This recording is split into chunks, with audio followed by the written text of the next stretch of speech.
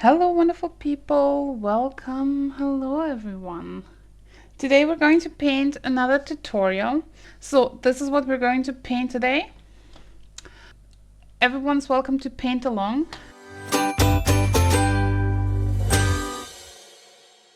So what you're going to need for this tutorial is, of course, paper. So I'm going to use just this piece of paper to paint with you today. This is what I've pre-painted for the step-by-step tutorial. So you will need some paper, you will need a pencil and an eraser. You will need brushes.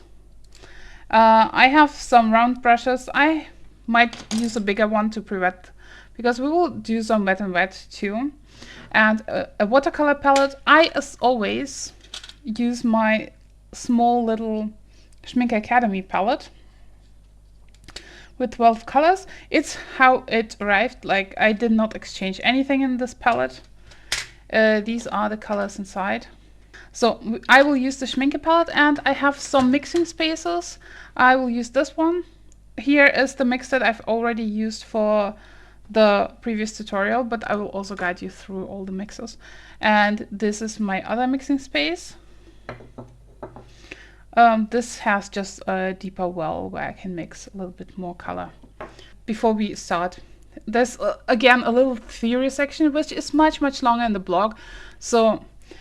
But I want to talk about how to paint light sources in like a dark area, in this case a castle.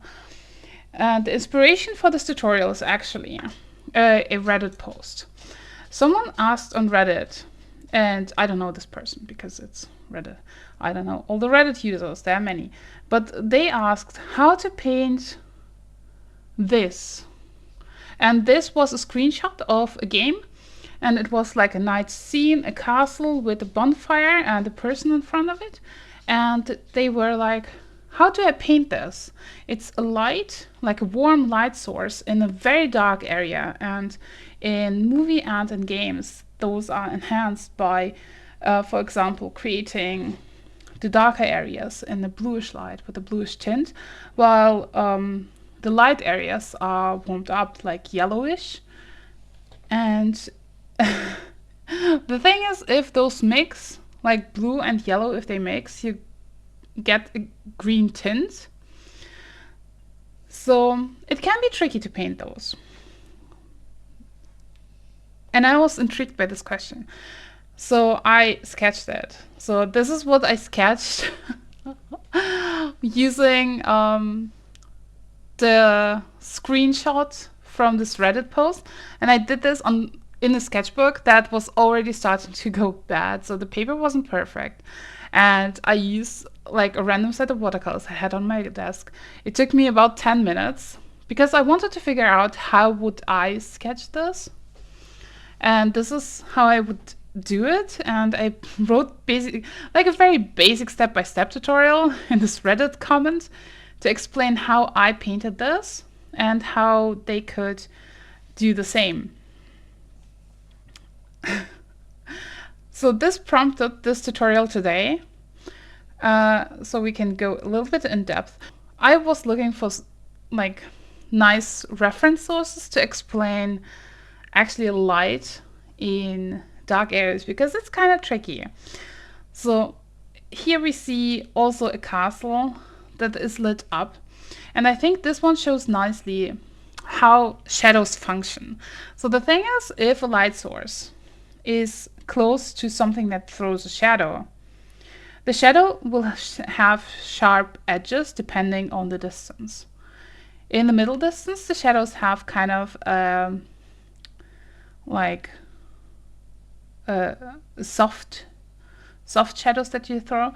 But when, as you can see here, the castle is lit up, the edges towards like the sky and other areas that are not lit up are also kind of sharp. So we can use this observation when we paint to basically translate what we see, you know, into how we can show it on paper. I have more examples. Another issue is sometimes how to show the light sources. First of all, we can see here how the shadows are thrown again very nicely. What I've seen a lot is that the light sources are painted like in color, and then people are confused why the light sources don't look actually like light sources. Because the light source itself needs to kind of be white or very, very bright in the center. Sometimes I see like the visual information we get as a range. And in the very highlights where the light is very bright, we don't have many information because it is basically white. And in the areas that are very, very dark on the other end of this range, where the values are very, very dark, we don't have many information either because we can see it because it's very, very dark, so almost black. But in between, we have range. The closer we get to the very bright or the very dark areas, the information are kind of muted down, so it's less detail that we can paint. And there's like this sweet spot middle area where we actually see details, and that's where we can put a lot of details in our paintings. And I feel like in this photo you can see that there is this middle range of values where we can see a lot of information, like in the cobblestones and etc. and on the walls. But when it goes back like into the darkness in the skies and the very deep shadows, we don't see any details there. There could be anything. And also if you look at the light sources, there's light, but in some cases, like in this, stop. I don't have the other photo. Okay, but in some cases, the light sources are so bright that you cannot even see the shape of the lamp clearly because it's so bright. Okay? And I feel like this is something we have to keep in mind when we paint, especially scenes where lights and darks play like a huge role. Sorry for this very theoretical introduction today. So for today's tutorial, this is actually the reference photo I chose. I know it might look tricky, but I swear I broke it down in the line art, so it's actually easy to copy. So this is what I made from it. I did not follow it like 100%, but I used it so I can use it as a reference and then transfer it into a night scene. And I added a bonfire because, you know, we need a good light source in this castle. The first step of the line art is very simple.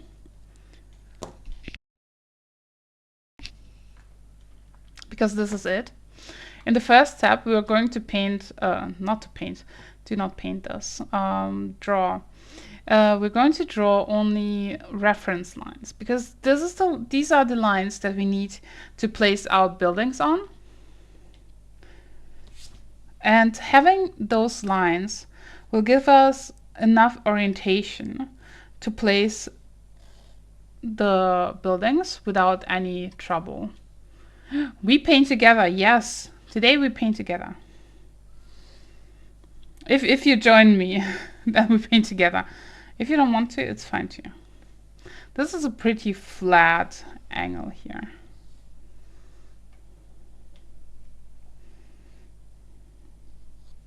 And all the lines that go like vertical, first of all, oh, I run. Okay. I'm sorry. I thought I told people in advance.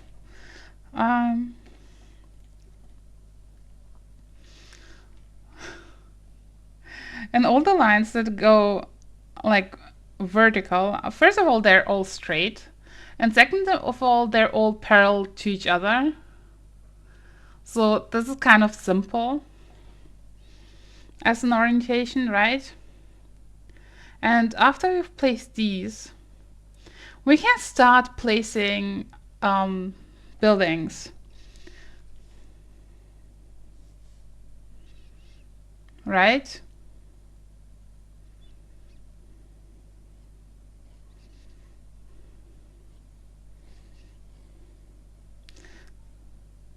So I would start placing one here.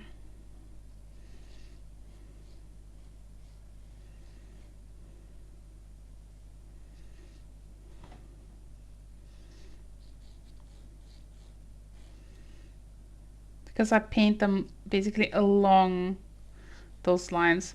This one is basically where this building on the left ends.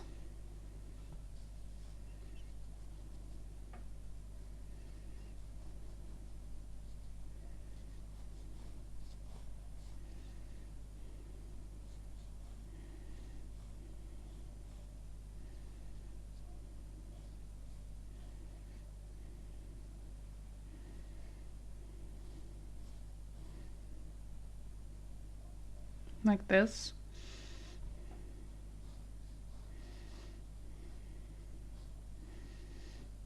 Feel free to correct yourself. The constructing this is basically the most tricky part.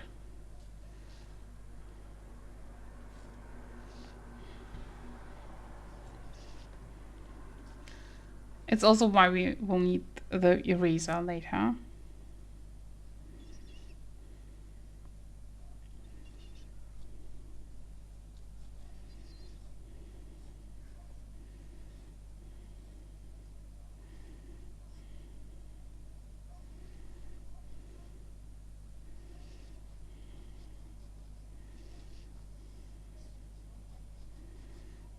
Love this.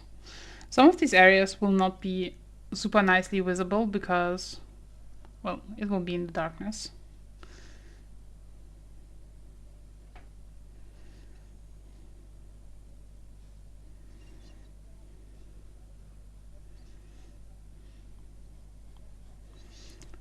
In the blog, if you open that, there are also the same reference photos, and maybe you can see the reference much better there to draw along, because I believe this is a very tricky reference, but also I wanted to paint a castle with you. So I'm sorry. I felt like it's possible and we'll be okay. And I know you all did frogs, etc. So you did the tricky things already. Also, if you're not 100% correct, it's fine. I believe no drawing looks all the same every time.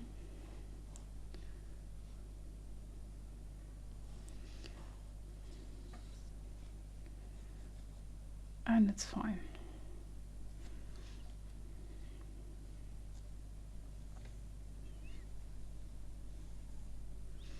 And this is about how the roof goes here.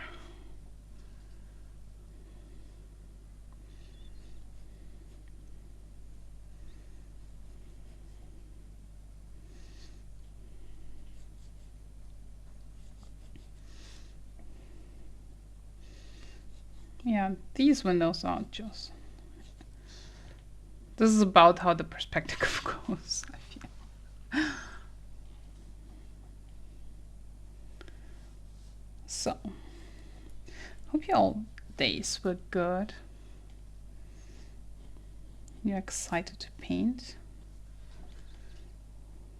I'm excited for this, actually.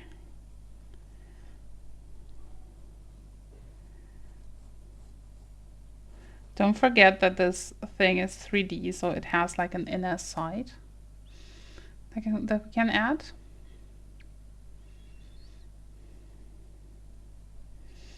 For this banner, I like to add scribbles so I don't forget them later on. But basically, this first part is now drawn.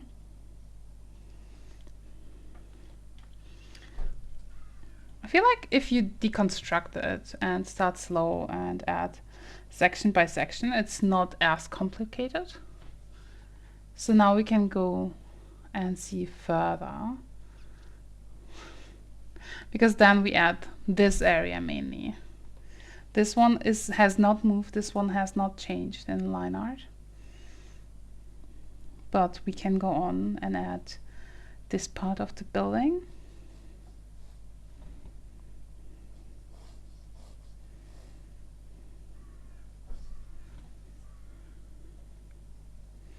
And the second staircase, which is for me almost a little bit more exciting, because it's kind of big and bulky and has lots of details, right?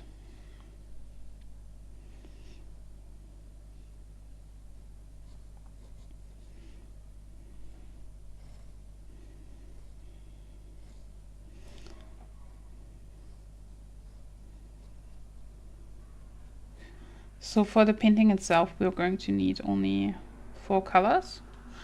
It will be, I feel like the painting process will be again the simpler one as always. I feel it was always simpler to paint than to draw. I feel like I've drawn this one narrower than the other one, but that's fine. Artistic freedom.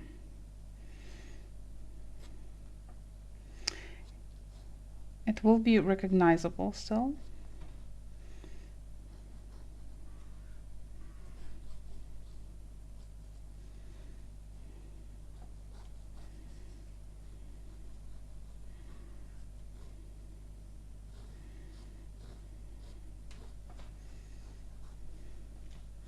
Make sure to connect this level to this post, not to this one, because this is basically how the stairs go. But we don't see all of this because some of it, especially in the darkness when we paint, will be covered up by the railings that reflect some of the light.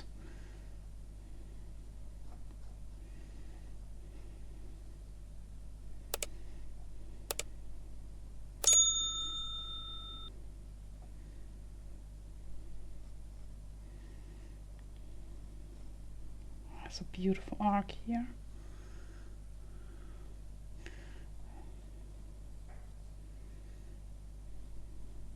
A little door or something here.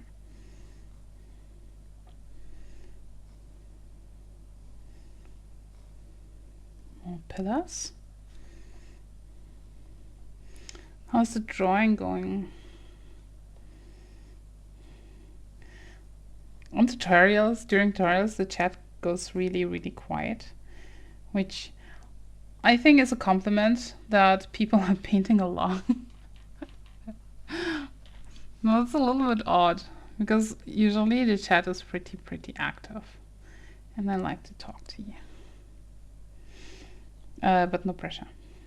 I know drawing takes time, and of course it's simple for me to say that I can talk and draw at the same time. Perspective and building lines, so my strength.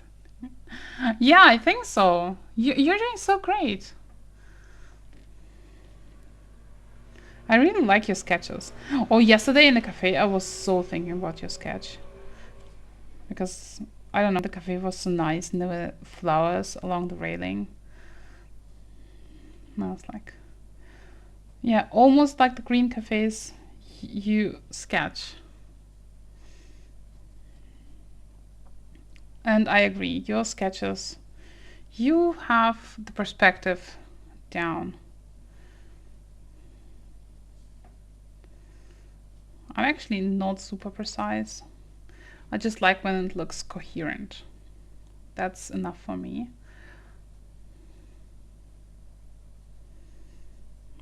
There's like a window here. I sketched them in because windows will be like dark areas.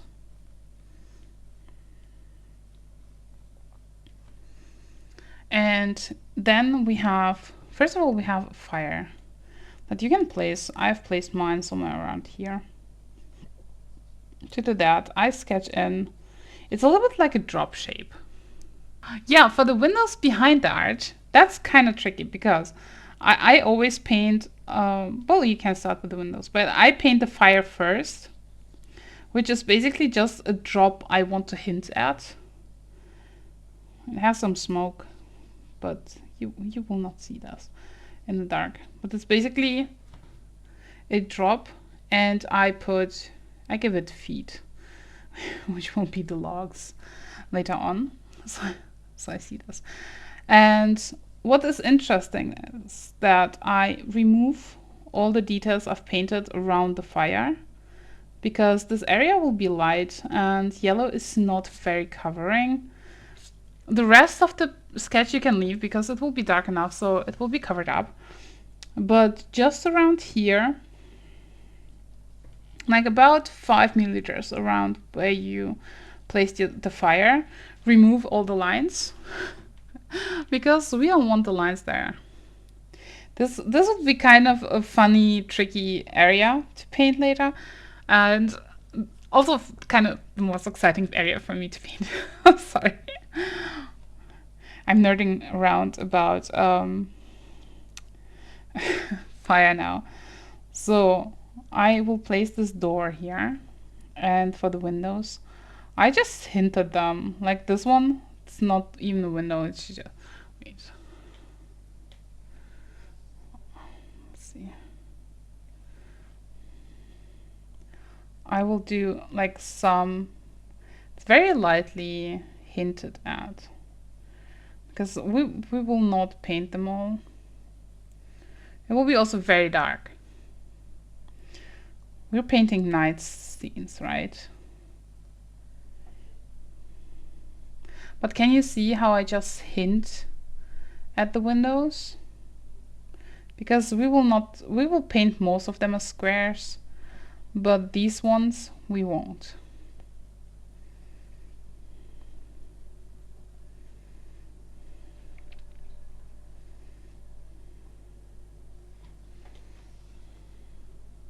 This is about how it will look. Wait, I feel like I should have another one. Yeah, here. Another one with the arches and stuff. And windows behind the arch. And there you can see also that I removed some of the lines around the fire. The fire should be the lightest in your sketch, that you can hardly like see. I will remove some of mine.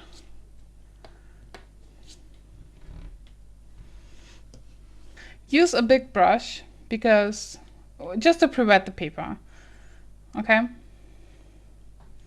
With clean water, nothing, but erase first. Before you pre-wet the paper, erase around the fire first. Once you paint over it, you cannot erase lines, so do the erasing first. The rest doesn't matter as much, but this area matters a lot.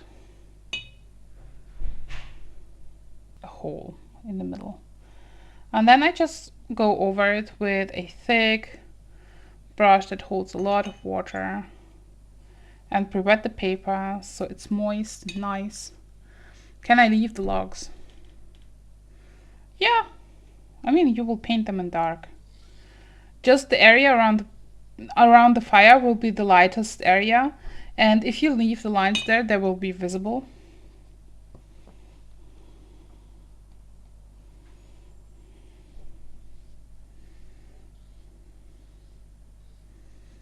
All right.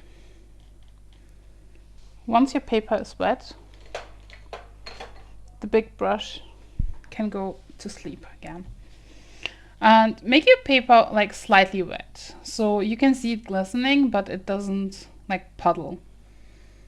Mine starts to warp a little bit. I will zoom out slightly and maybe remove this one so you can see better. What you will do next is use a different random brush. This is by really randomly taking a size 7, and mix a little bit of your cool yellow, which is lemon yellow here. Actually, it's cadmium yellow. Wait, cadmium yellow hue. Don't use actual cadmium yellow. It's not pretty. Sorry, it's not pretty. But it doesn't really matter. Oh, there's an alarm outside. Oh, I think it's fire. So use some of the cool yellow and put it on your palette, and then water it down a little bit. Can you hear the alarm?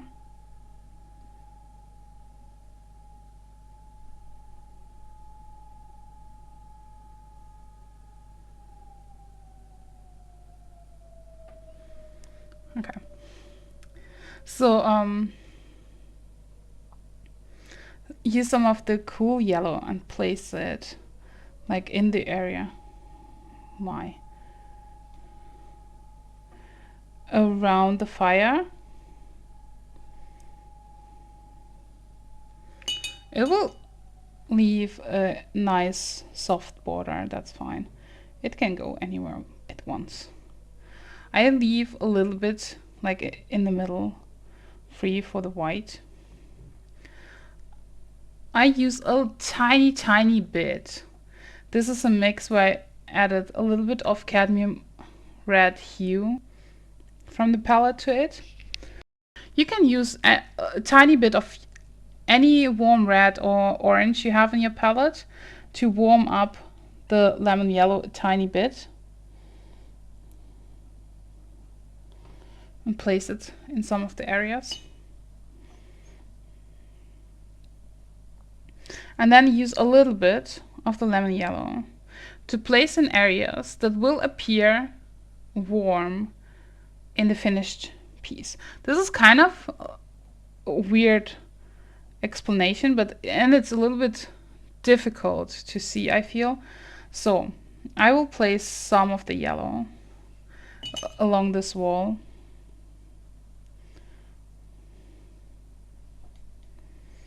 And also above this wall, because this is kind of the areas that not the fire will reach, luckily, but the light will reach. So I want to warm them up a tiny bit, and I want to warm up this area because it's closest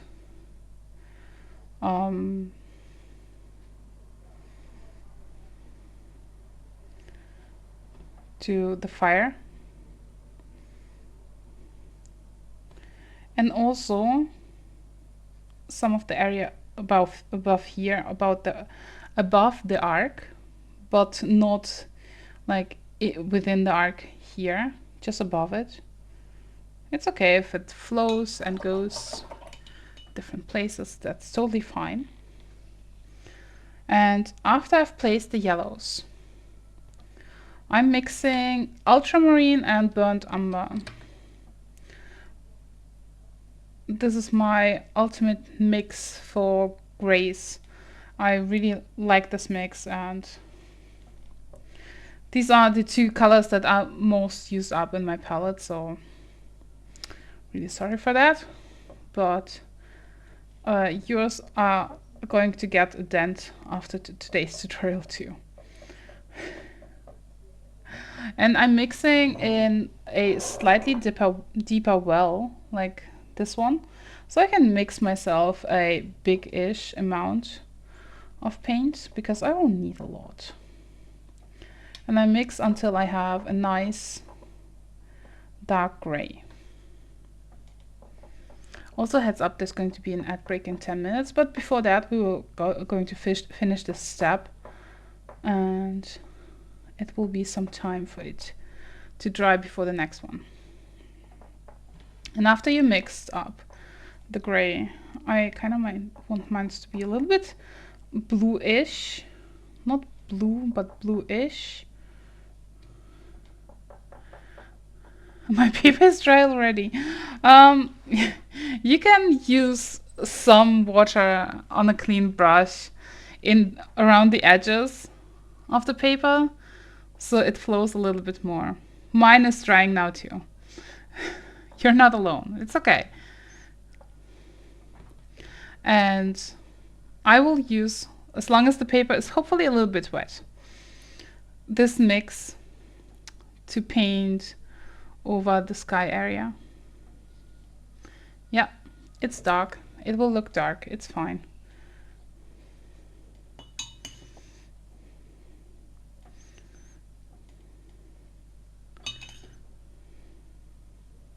I soften it out a little bit here because I want it to flow a tiny bit in the, especially like in the outer edges, and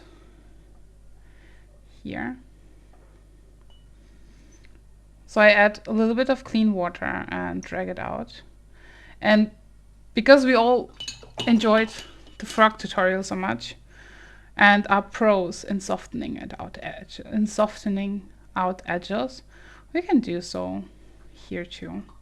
It's okay if you drag it a little bit into the other areas. It's fine. We're not defining anything yet. It will be okay.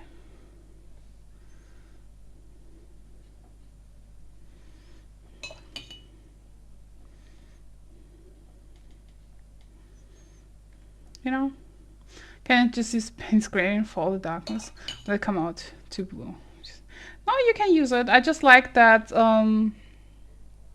ultramarine and burnt umber separate a little bit, but paint gray is often a mix like of either ultramarine and burnt sienna or something similar. Well, sometimes it's 3-color mix, but it can separate in some cases too, so it will be fine.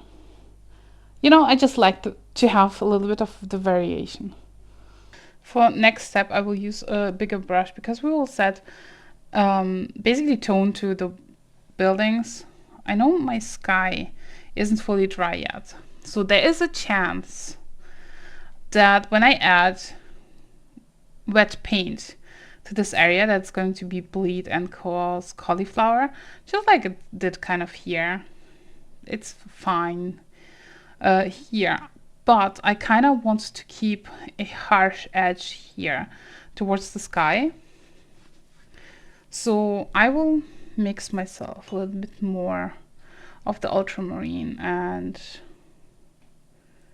burnt umber mix.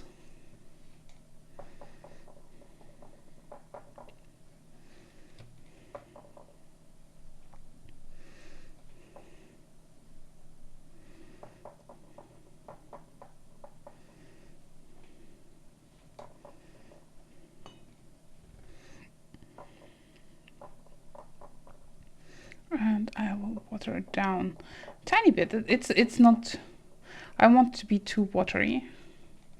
I might start from top down, from down to top this time. And with this color, I will go along those lines that we've created. When you come close to the fire, do not paint into the fire, as you can see here. Leave some space, wash out your brush, and then soften out the edge here. Wait, I have a lot of paint in the brush. And I also will take some tissue paper. Sorry if you can hear that. And dab away some of the paint. So I'm sure that the edge stays. I feel like it's a bristle here. Maybe it's not. That the edge here is soft. Hi, Dante. Have you heard him?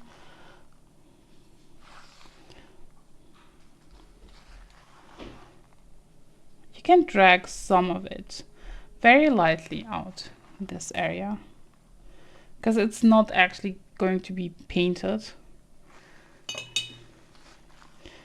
This area here is as dark as it gets around the fire. And then I will use some of the paint and do the same in this area here.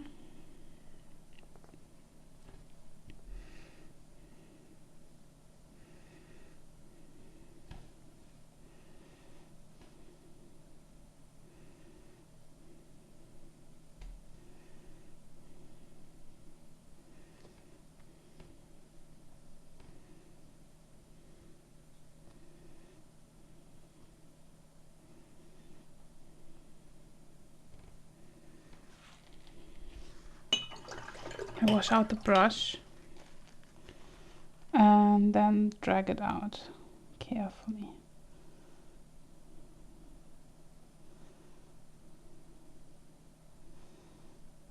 Softening out the edge.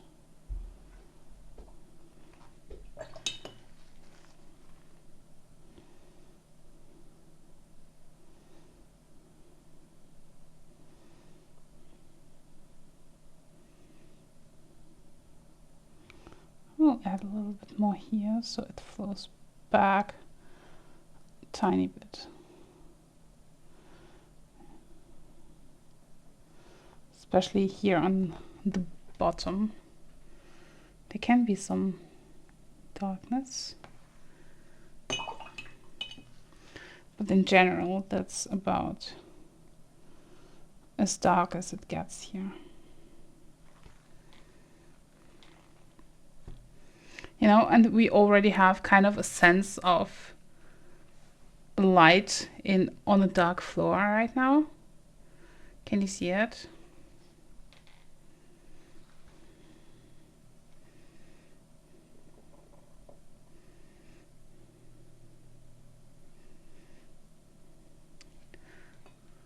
I have watered this mixture a little bit.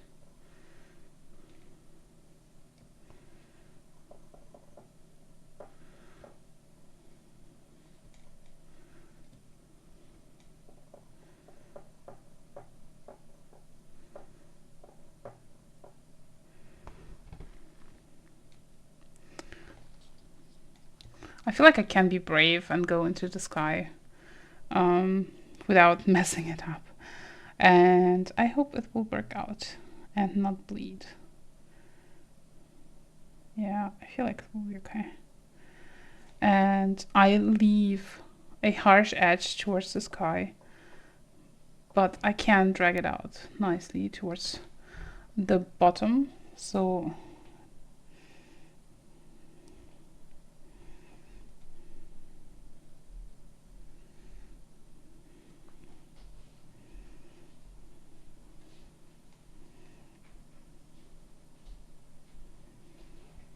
because this is a painting that's placed at night, most areas will be pretty dark.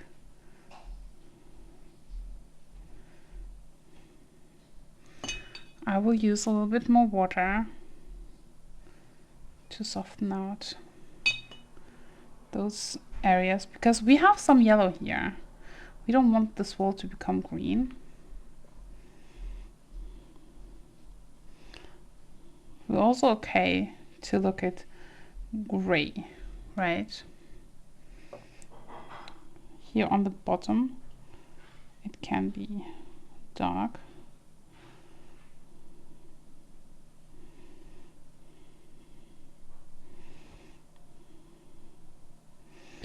And also don't forget this area here, the roof. And the stairs, because that's kind of, it will move farther back. This area is pretty dark, but when you come closer to the light, you can soften it out again, you know.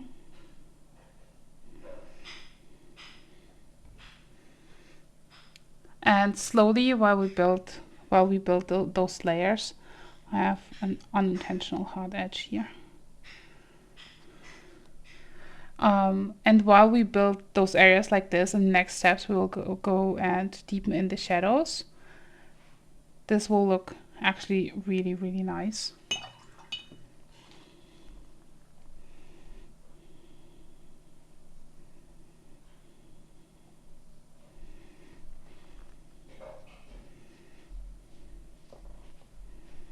Can go and do the same along these buildings. I kind of leave out this one behind the arch because it's going to be really, really dark. But I add some of the gray along the arch here. Hey, Achromatic Kitten, welcome. We're having a live tutorial today again.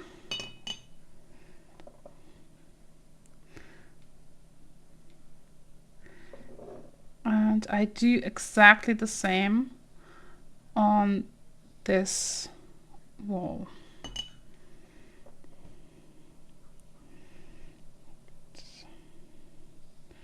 I try not to create harsh edges. I also don't like how pink this looks here. Thank you. I will show you the finished one in just a second, because of course I have it prepared. So I'm softening out the colors here. I can add a little bit of darker areas here in the back, because it's going to be like a little bit farther back. And I'm adding a soft gray to the areas here.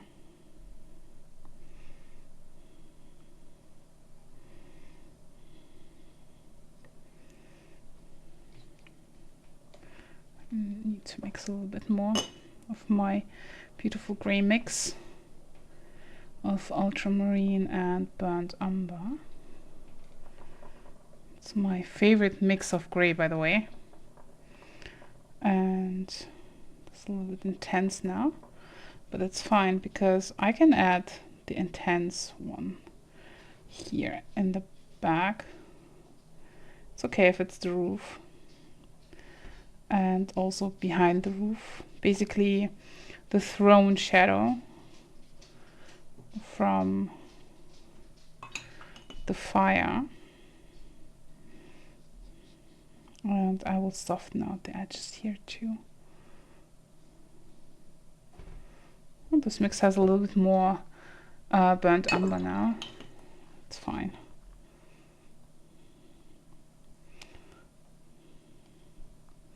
This is kind of how I build up the layers slowly to create shadows and stuff. I've just noticed, because I wasn't paying attention, that this did not dry how I wanted to dry. So I will lift some of it around the fire area, some of the color. I want the fire to stay bright and light.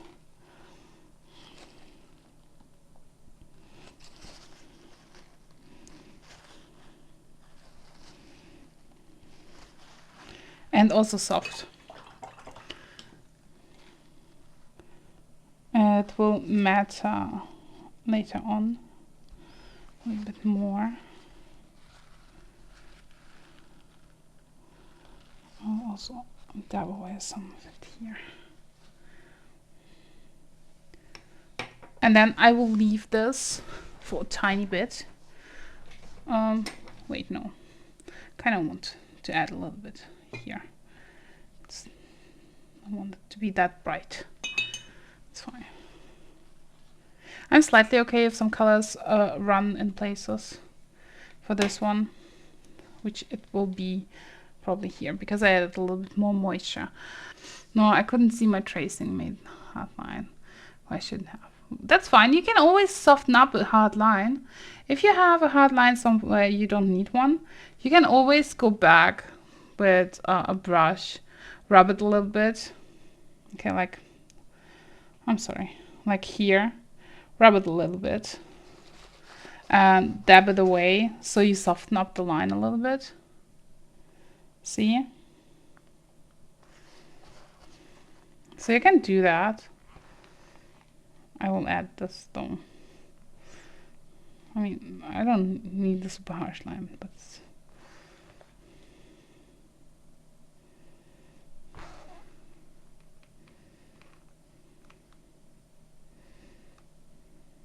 it's okay.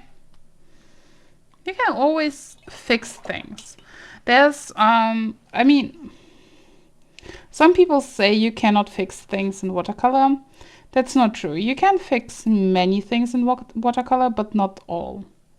Which might be the sad thing, because not all is fixable.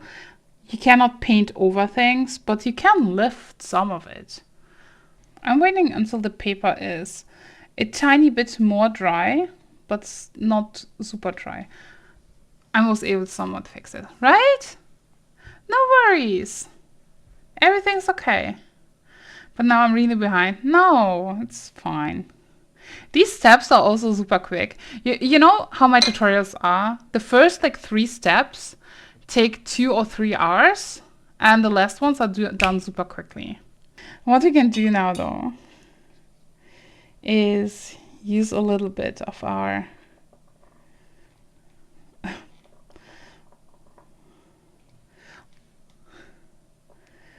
burnt umber and ultramarine mix. I know I used a lot of it today. Sorry. I told you, your paints will have a dent after that. And because it's still kind of wet, it will not super harsh lines, but they will be harsh enough. I will define some areas. And as you can see, some areas will be harsh lines, like here, but some areas will be not. Because I want a separation between these buildings.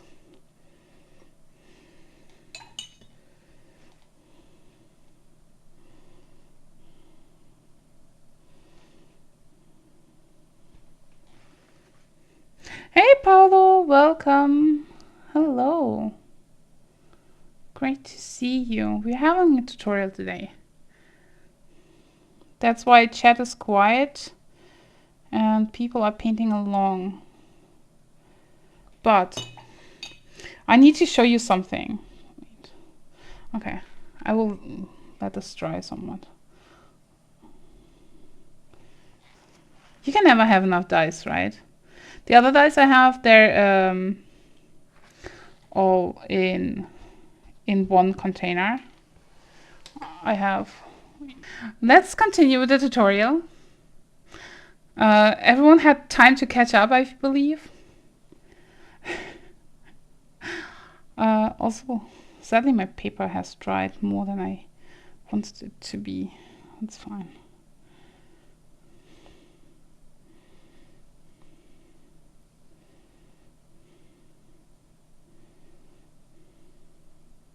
I will paint or apply dark where I feel the areas would be in shadow more. Which is a little bit tricky now because I have to really work for the soft edges now.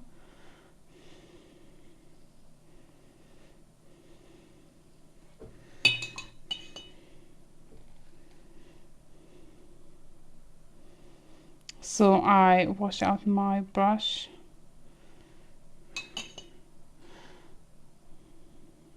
Dab it on my very ugly paper tissue here.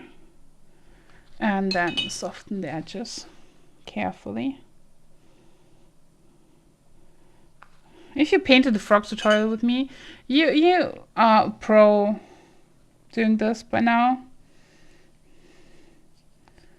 Right?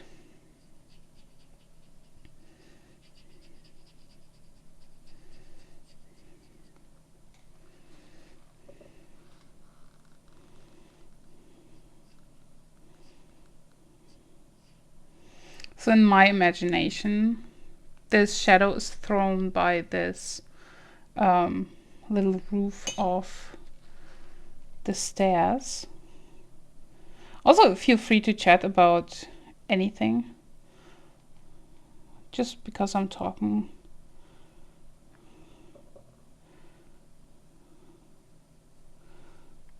For the tutorial, you shouldn't be limited.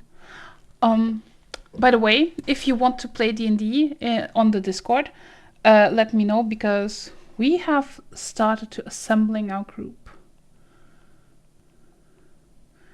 for the upcoming at least one-shots. Maybe campaign. It kind of depends. And we've been talking about time slots for everyone. Not for everyone, but which would be fitting for playing. So if you want to join, let us know. You will get a role.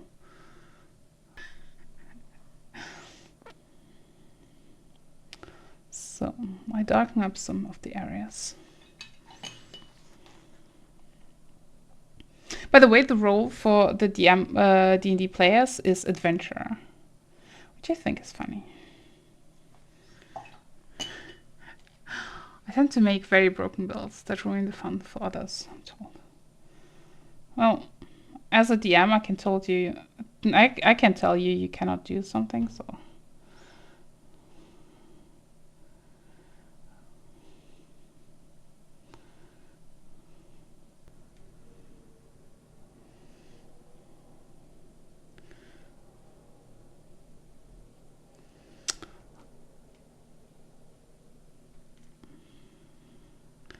Yeah, we have a bard in the campaign. I mean, you can play a second bard and you will be...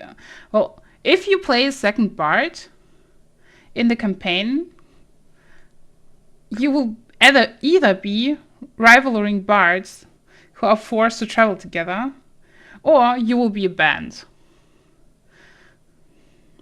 You decide.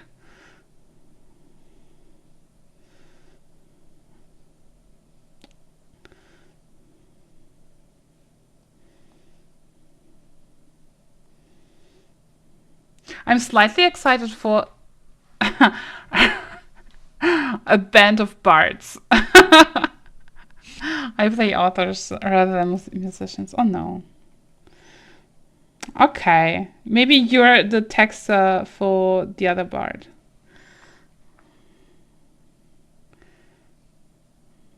So I'm darkening up some of the areas, and I feel like they're a little bit too dark. I don't want them to be that dark. So you can always fix things by dabbing paint away. Also, I have too much brown.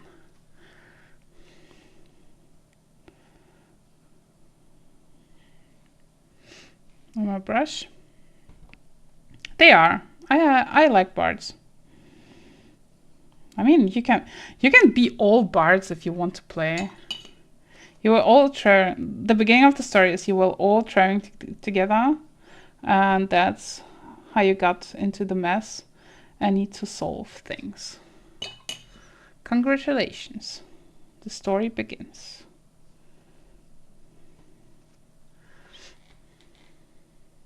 I kind of like how this looks.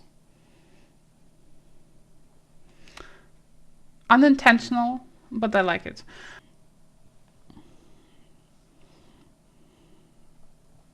I mean, the only thing I ask is to play with the other players, so kind of be social.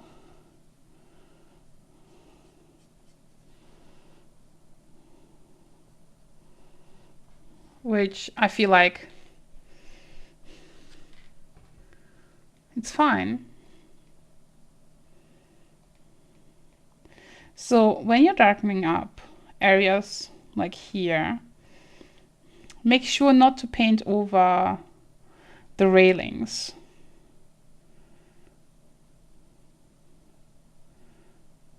They will stay lighter, and that's how you create the detail, basically by negative painting. So you do this, and then it looks like a railing. Just something to pay attention to while painting these areas here. And then I wanted to play for many years and we couldn't find a group. So now we have a tiny group to play with. And right now we are talking about setting dates and playing, and we will play on Discord. We will actually, so we decided to play with pen and paper and real dice and the social code to not cheat. Yeah, you can join. Everyone can join and let me know so I can give you the role and you get access to the players D&D section.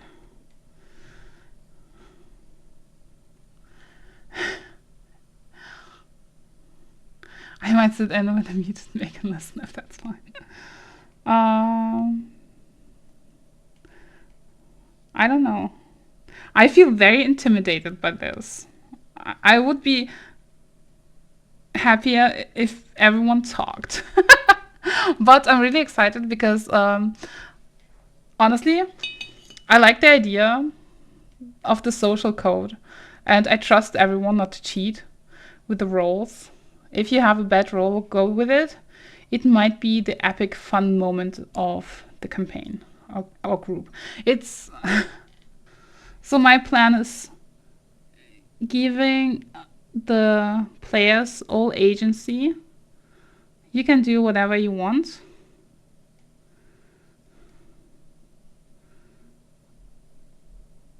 And the goal is just to have fun.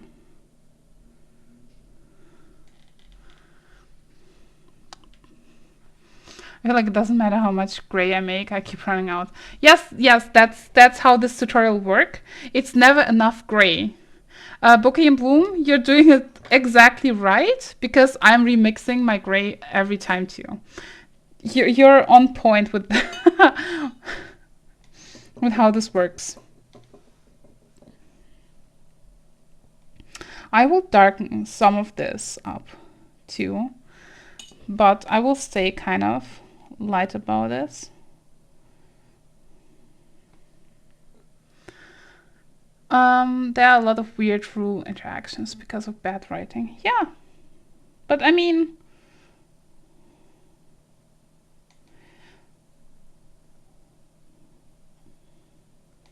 you don't trust me with the rules, huh? I see.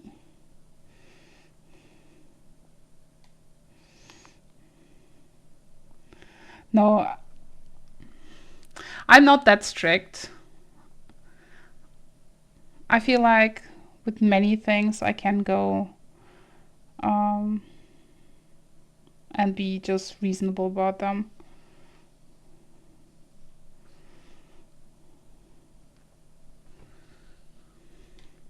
Yeah, I'm going to DM.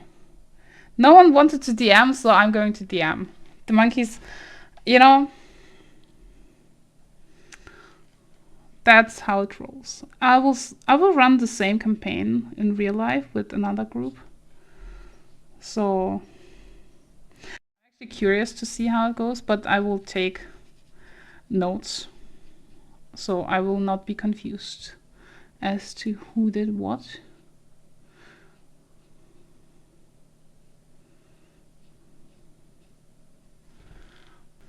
So now, as next step, I will darken up, because my paper is dry here, I will darken up some of the area under the arc. And this is actually going to be cool and nice and very dark, because that's where the light doesn't go.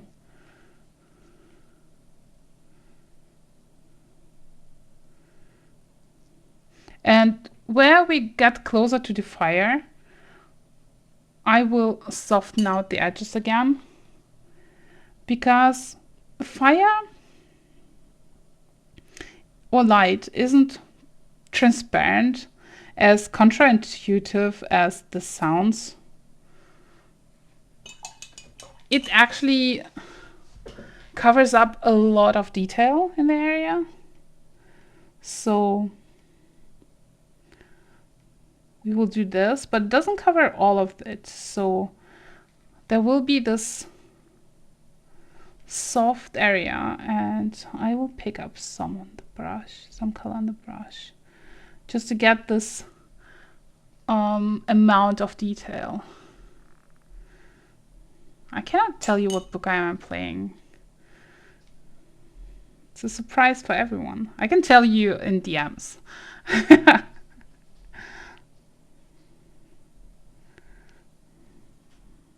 The players don't know what they're doing or where they're going.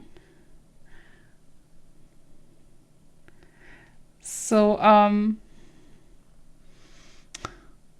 the fire covers up not only the stuff in the foreground like this, but also in the background. And this way we have, first of all, I want this to be straight. We have a very nice covering here.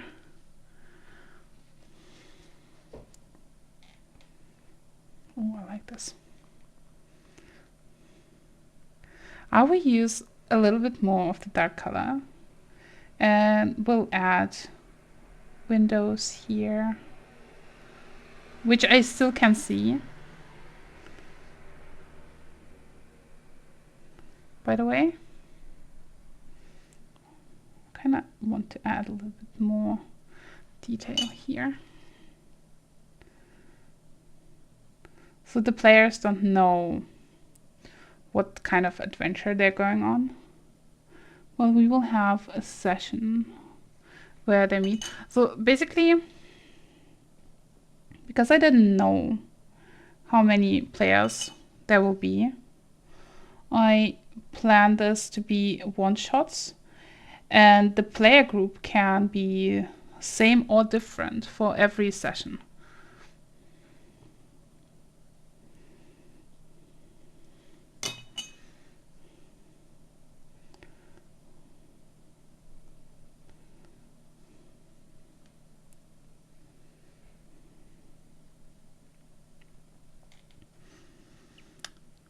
Starting at level 1. So everyone, because they are new players, they should have chances to get to know the characters, you know, grow into them, grow into role playing. I felt like this was fair.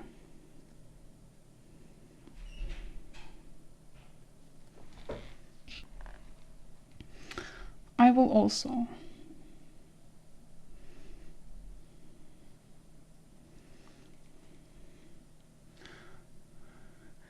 sorry if I'm haunting you with questions. No, it's fine. I mean, I can answer them. It's nothing yet that... I just don't want to tell too much, so the players don't get spoilers. 2024.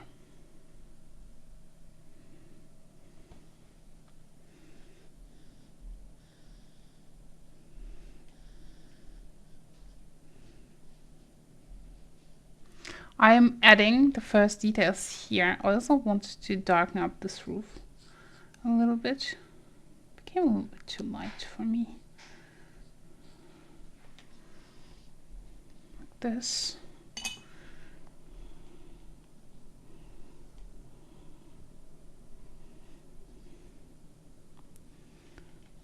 I know that not everyone's happy with 2024 and stuff. It's okay.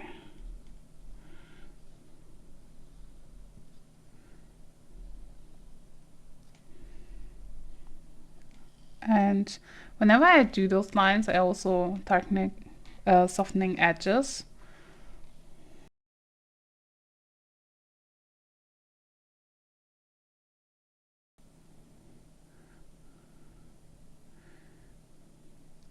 For the banner, I'm honestly just scribbling on stuff because it's dark.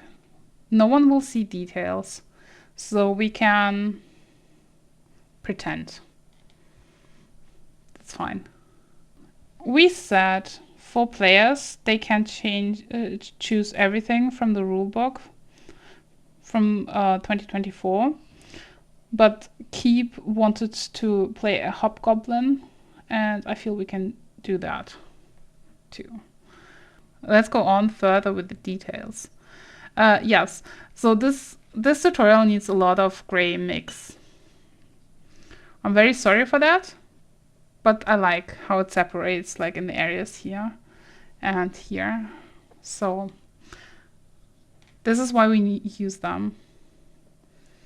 I'm already sorry that your ultramarine and burnt umber is going to be used up much quicker than any of your other colors. That's just how it is. I will add some more details here. By details I mean random lines, because I don't actually know what's up there. And we'll also add the windows here.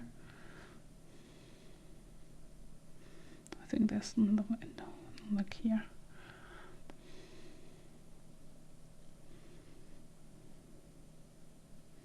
I'm honestly just excited for the adventuring and story. And also for the decisions people make and to see problem-solving skills. Not necessarily as a test, but I'm curious how people are solving those things. I'm starting already on some of the details.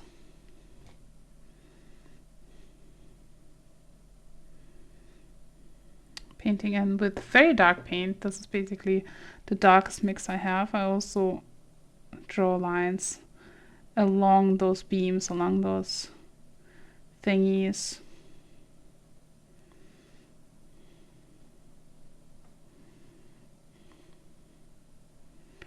Kind of helps. Paint in the arc here. And what I do is smudge out, softening out some of the area here. So we have sharp edges outside.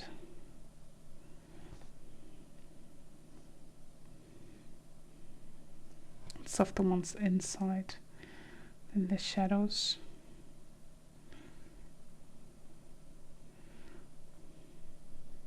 And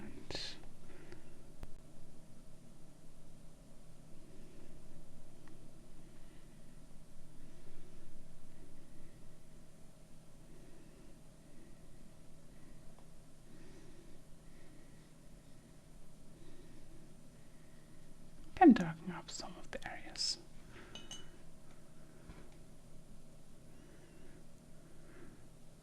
I like that you're so excited and passionate about it.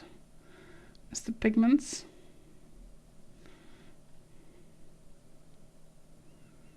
It's really nice to see.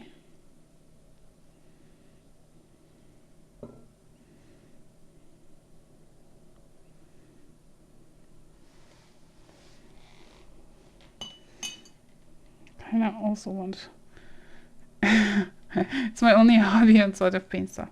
Oh, that's cool. Kind of want to darken up some of this a little bit by glazing on top. Just a tiny bit. Hobbies is important. We're almost done. So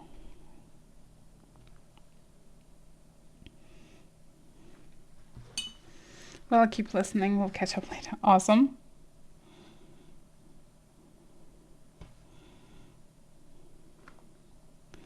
So, oh, also I forgot something. I forgot to paint fire with you. With all of the shadowy stuff.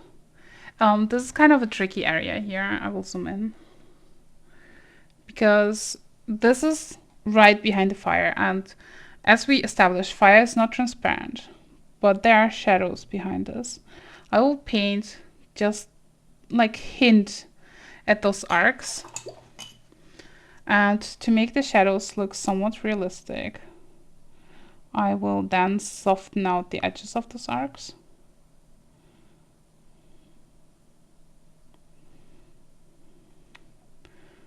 To kind of act as if there's a shadow in here, you know, but it's actually so soft that you don't really see it. But I will add some lines here.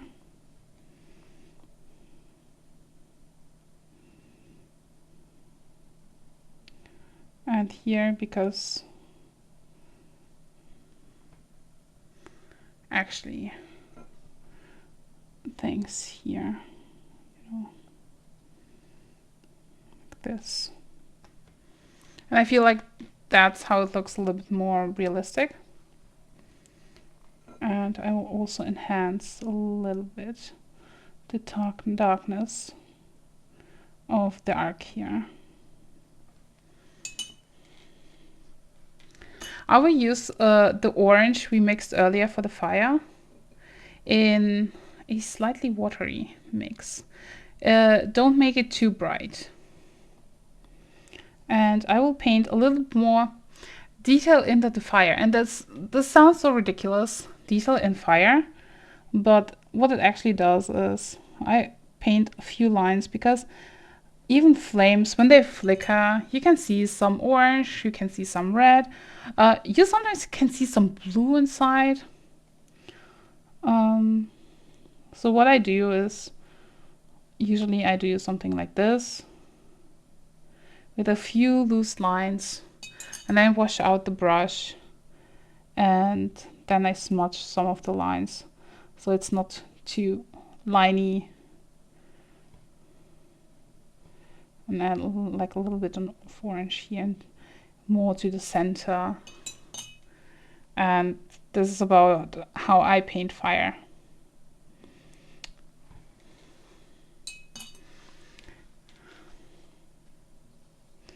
I feel like it can be a little bit more orange, because I know it will dry lighter. That's it. That's it. I don't do more orange than this. Okay. It looks glowy now, right? We see some glow. Do you see glow? I see glow. I'm adding just lemon yellow now a little bit. Just a tiny bit. For a little bit more glow. And now it looks like fire that's glowing, right? Can you see fire that's glowing? I can see fire that's glowing.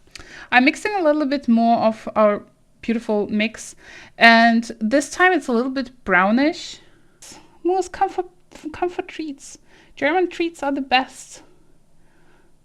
Oh, you can use all the cozy beds here. We have blankets too. And with the brownish, oh my god, this will be in the edited video of the tutorial, me talking to cats. But I'm okay with that. I use this brownish mix to paint a few logs, and yes, it looks messy. That's totally fine. What I do next is I wash out the brush, and for my beautiful messy look, I like to put just some water around it. We'll dissolve some of it. Some of it will move. Some of it won't. It's fine. It will be nice. Oh, sometimes it runs nicely into the yellow.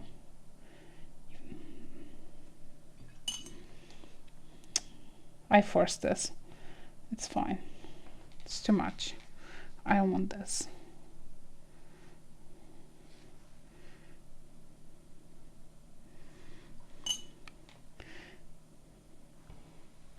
This is about how I paint the logs.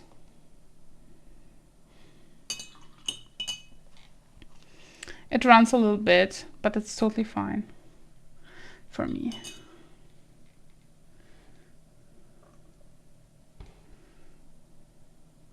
I feel like it's a little bit too blue.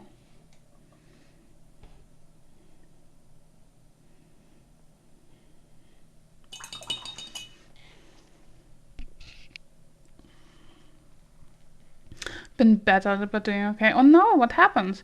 I want to go back to work tomorrow. Oh, you're ready for vacation, it sounds. I will use a little bit of orange to counter this spreading brown, which is fine. I like it, but I want to be less brown.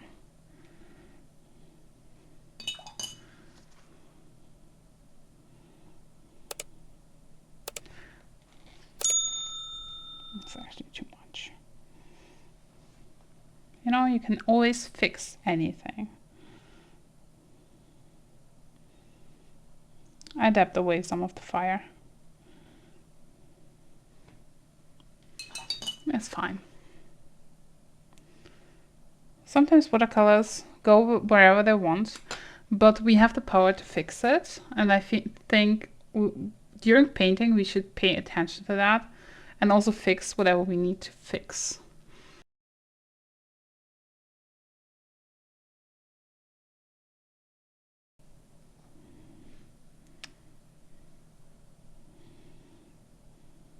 I'm also painting some of the doors in the background here. And with this door or window, I will do the same as I did with these ones.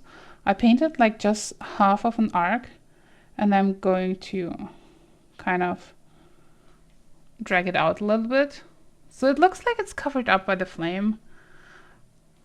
I will add some windows here, and even for the windows that are higher up, I'm still just hinting at them, and I will smudge it out a little bit where it's directly above the flame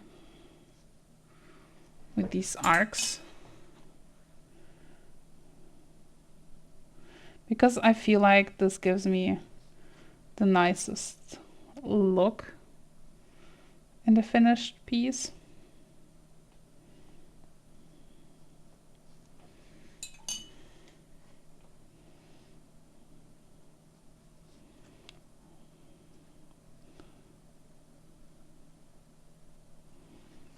Okay. Heavier things. I want to move to Scotland. Ooh, Scotland, that's fun. Will you move to Otto? And I will also, of course, paint the windows up here. I feel like for the darkest darks, you can also use black here.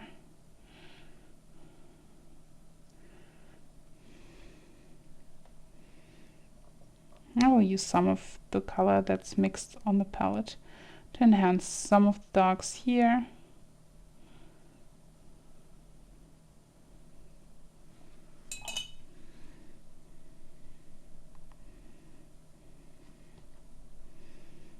I will make some of the lines here a little bit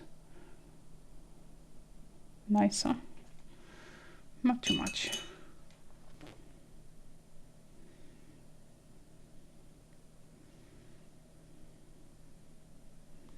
I will enhance some of the borders here. This is just me, like, you know, when I feel like the painting needs a little bit more, that's the stage where I'm at, where it's a little bit more intuition. Like, I want to enhance this one.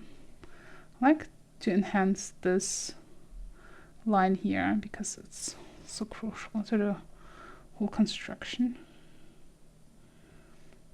I really like how this turned out.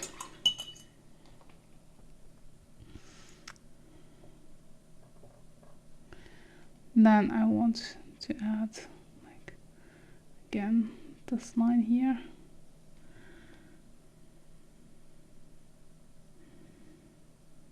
Just darken up some of the areas.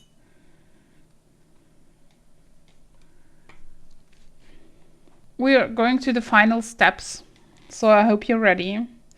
This time, also I see I didn't wait long enough for this paint to dry. That's why my edges are sometimes a little bit fuzzy. That's just what we're living with. It's okay, it's a practice piece. So for the next step, it will be the one where I add the leaves here in the foreground, because in the reference photo, if I'm correct, it must be this one. There are these leaves kind of almost framing the photo, and I kind of like the idea, but they're lit from behind. So what we see is actually just black if we think about it, right? And that's correct. Thank you. Yeah, I'm fine. I'm not super fuzzy about my art. So I will actually use just plain black for it, because I don't want to mix more of the almost black mix. And it's black from the pan. You can use Payne's gray, whatever you used. It will be fine. And so the thing is, there's no rule for this now. Paint however you like to paint leaves. I like to add like branches and stuff, and it's basically just dabbing in areas. Leaves are never like, it's never a splosh of anything. There's no rules. There's no example. Just loose stuff. Wherever you feel like it fits. That's how I do with trees and stuff. Sometimes it's just like they cover up things.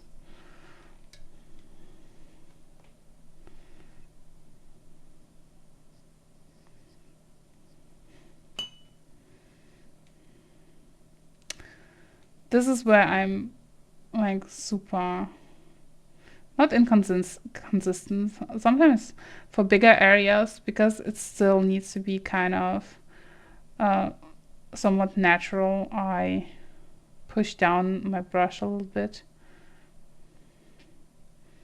especially here in the corner, but most of it are very loose little strokes. If you want to be more detailed, feel free to do that. I'm not hindering you. It's just how I paint those things. You can be as detailed or not detailed as you want. You can also leave out the branches. I just like this kind of as an element. And the idea of having something in the foreground that's kind of in the view of whoever is looking at the scenery. You know, you see some of the branches aren't even branches, it's just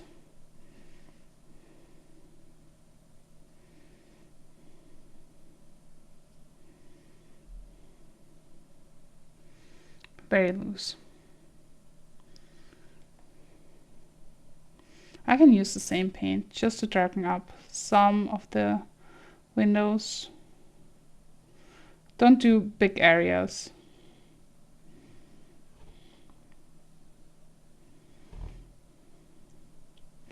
Just in the darkest areas, you know.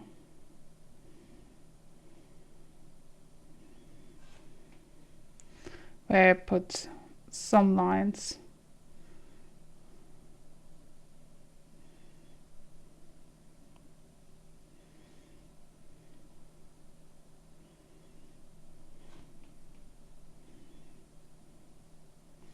I'll put a few swirls on the banner.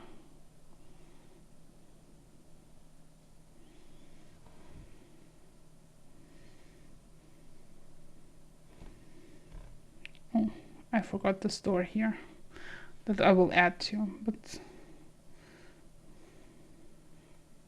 I actually don't like this. It's too dark.